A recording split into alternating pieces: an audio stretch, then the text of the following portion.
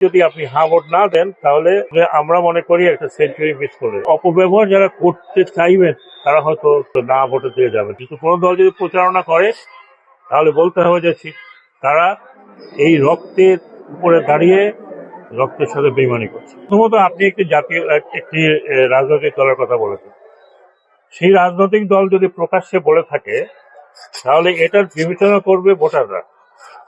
তাহলে এই রাজনৈতিক দলের উদ্দেশ্যটা কি?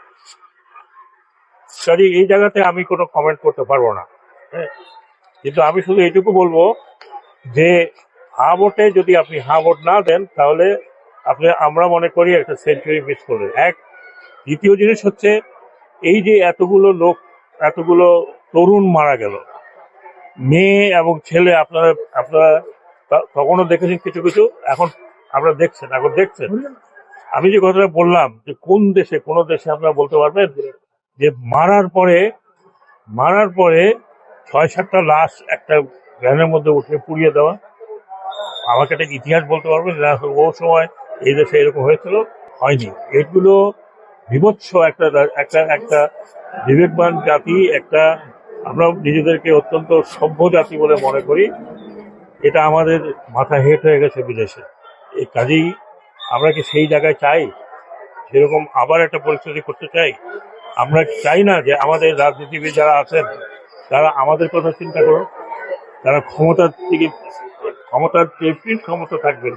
আমি তো ১.৫ বছর ক্ষমতা আছে, আমি তো কোনো ক্ষমতার সেরকম কোনো স্বাদ পেলাম না যে এখানে বসলে পরে আমি হারকিউলিস হয়ে গেলাম, যা খুশি তাই করতে পারবো, অপব্যবহার করতে পারবো।